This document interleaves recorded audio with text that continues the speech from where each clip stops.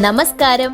Canadian താളുകളിലെ സായാഹ്ന വിശേഷങ്ങളിലേക്ക് എല്ലാ കനേഡിയൻ മലയാളികൾക്കും സ്വാഗതം. കാനഡയിലെ ഭക്ഷ്യ വ്യവസായം ആർക്ഷിതമാക്കുമോ എന്ന ഭയപ്പാടിലാക്കി റെയിൽ സമരങ്ങൾ വരുന്നു. കാനഡ US ആഭ്യന്തര വ്യാപാരത്തെ ഒന്നാകെ ബാധിച്ചേക്കാവുന്ന റെയിൽ സമര ഭീഷണി കണക്കുകയാണ്. വെള്ളിയാഴ്ച കനേഡിയൻ നാഷണൽ റെയിൽവേ കമ്പനിയും കനേഡിയൻ പസഫിക് കൻസാസ് സിറ്റി ലിമിറ്റഡും തങ്ങളുടെ ജീവനക്കാരുമായി ഡീലുകളിൽ ഏർപ്പെടാത്ത പക്ഷം ഓഗസ്റ്റ് 22-ന് ജീവനക്കാരെ ലോക്കപ്പ് ചെയ്യുമെന്ന് മുന്നറിയിപ്പ് നൽകി കഴിഞ്ഞു. ഇത് രാജ്യവ്യാപകമായി ഭക്ഷണ വിതരണ വ്യാപാര ശൃംഖലയെ തടസ്സപ്പെടുത്തുമെന്ന് ഭയപ്പെടുന്നു. വിളവെടുപ്പിന്റെ കാലത്തുണ്ടാകുന്ന സമരം കർഷകരെ ആകെ ബുദ്ധിമുട്ടിലാക്കിയേക്കുമെന്നും സസ്കച്ചേവൻ കൃഷിമന്ത്രി ഡേവിഡ് മെറിറ്റ് പറയുന്നു. വെള്ളിയാഴ്ചയ്ക്ക് മുന്നേ സമരം ഒത്തുതീർക്കാനാവുമെന്ന പ്രതീക്ഷയിലാണ് രാജ്യത്തെ ഭൂരിപക്ഷം കർഷകരും. താൽക്കാലിക ഫോറിൻ വർക്ക് പ്രോഗ്രാമിന്റെ സമഗ്രത ഉറപ്പാക്കാൻ കാനഡ സർക്കാർ നടപടി തുടരുന്നു. ഇതിനകം കാനഡയിലുള്ള തൊഴിലാളികൾക്ക് ജോലി ഒഴിവുകൾ നികത്താൻ കഴിയാതെ വരുമ്പോൾ ഉപയോഗിക്കാനുള്ള സാധാരണ നടപടിയായാണ് പ്രോഗ്രാം രൂപകൽപ്പന ചെയ്തിരിക്കുന്നത്. മോൺട്രിയൽ സാമ്പത്തിക മേഖലയിലെ കുറഞ്ഞ വേതന സ്ട്രീമിനായുള്ള TFW പ്രോഗ്രാമിനായുള്ള പുതിയ ലേബർ മാർക്കറ്റ് ഇംപാക്ട് അസസ്മെന്റ് അപേക്ഷകൾ പ്രോസസ് ചെയ്യുന്നത് താൽക്കാലികമായി നിരസിക്കാനുള്ള ക്യൂബ ഗവൺമെന്റിന്റെ നിർദ്ദേശത്തിന് കാനഡ സർക്കാർ ഇന്ന് അംഗീകാരം നൽകി. ഈ അപേക്ഷകളുടെ പ്രോസസിംഗ് 2024 സെപ്റ്റംബർ 3 മുതൽ 6 മാസത്തേക്ക് താൽക്കാലികമായി നിർത്തിവെക്കും. യുദ്ധത്തിൽ തകർന്ന യുക്രൈന് വീണ്ടും 5.7 മില്യൺ ധനസഹായ വാഗ്ദാനവുമായി കാനഡ. റഷ്യ നടത്തുന്ന അത്യന്തം ഹീനമായ നരനായാട്ടിൽ തകർന്ന യുക്രൈനിലെ റോഡുകളുടെയും പ്രാഥമിക സ്ഥാപനങ്ങളുടെയും പുനരുദ്ധാരണത്തിലേക്ക് ഉപകരിക്കുന്നതിനായാണ് തുക നൽകുന്നതെന്ന് അന്താരാഷ്ട്ര വികസന മന്ത്രി അഹമ്മദ് ഹുസൈൻ അറിയിച്ചു. റഷ്യയുടെ കനത്ത എതിർപ്പിനെ മറികടന്നാണ് കാനഡ യുക്രൈന് സഹായ വാഗ്ദാനവുമായി എത്തിയിരിക്കുന്നത്.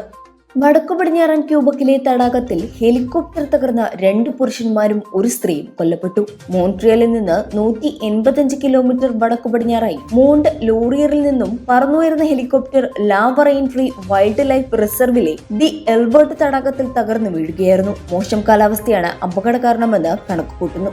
മിസിസാഗയിലെ അപ്രതീക്ഷിത വെള്ളപ്പൊക്കം, അന്വേഷണമുണ്ടാവുമെന്ന് മേയർ കാരോളിൻ പാരിഷ്. ജനങ്ങളെ ബുദ്ധിമുട്ടിലാക്കി ശനിയാഴ്ച വൈകുന്നേരം പെയ്തിറങ്ങിയ മഴയും വെള്ളപ്പൊക്കവും മനുഷ്യനിർമ്മിത ദുരന്തങ്ങളുടെ പട്ടികയിൽ പെടുമോ എന്ന് അന്വേഷിക്കുമെന്നും കാലാവസ്ഥാ വ്യതിയാനങ്ങൾ കാനഡയുടെ പരിസ്ഥിതിയെ അപ്രവചനീയമാക്കിയിരിക്കുകയാണെന്നും 2024 മാത്രം നഗരം ഇതിനകം $33.7 മില്യൺ അടിയന്തര സാഹചര്യം നേരിടാനായി നിക്ഷേപിച്ചിട്ടുണ്ടെന്ന് മേയർ കാരോളിൻ പാരിഷ് കൂട്ടിച്ചേർത്തു. ചില രാജ്യങ്ങളിൽ എംപോക്സ് റിപ്പോർട്ട് ചെയ്ത സാഹചര്യത്തിൽ കേരളം ജാഗ്രത പാലിക്കണമെന്ന് ആരോഗ്യമന്ത്രി വീണ ജോർജ് അറിയിച്ചു. സംസ്ഥാനത്തെ എല്ലാ എയർപോർട്ടുകളിലും സർവൈലൻസ് ടീമിനെ സജ്ജീകരിച്ചിട്ടുണ്ട്. എംപോക്സ് റിപ്പോർട്ട് ചെയ്ത രാജ്യങ്ങളിൽ നിന്നും വരുന്നവർക്ക് രോഗലക്ഷണങ്ങൾ ഉണ്ടായാൽ എയർപോർട്ടിൽ റിപ്പോർട്ട് ചെയ്യണമെന്നും മന്ത്രി അറിയിച്ചു.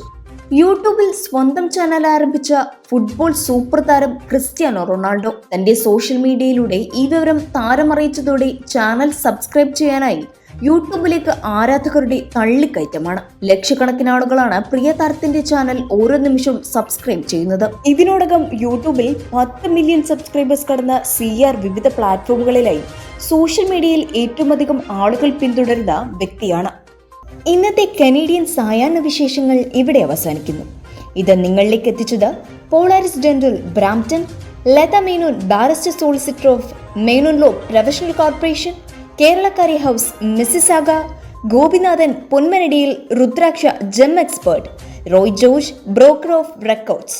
ഇവർക്കും നല്ലൊരു സായാഹ്നം നേർന്നുകൊണ്ട് കനേഡിയൻ താളുകൾക്ക് വേണ്ടി ഗാഥാപ്രകാശ്. കൂടുതൽ കനേഡിയൻ വിശേഷങ്ങൾക്കായി ഞങ്ങളുടെ യൂട്യൂബ് ചാനൽ സബ്സ്ക്രൈബ് ചെയ്യാൻ മറക്കരുത്.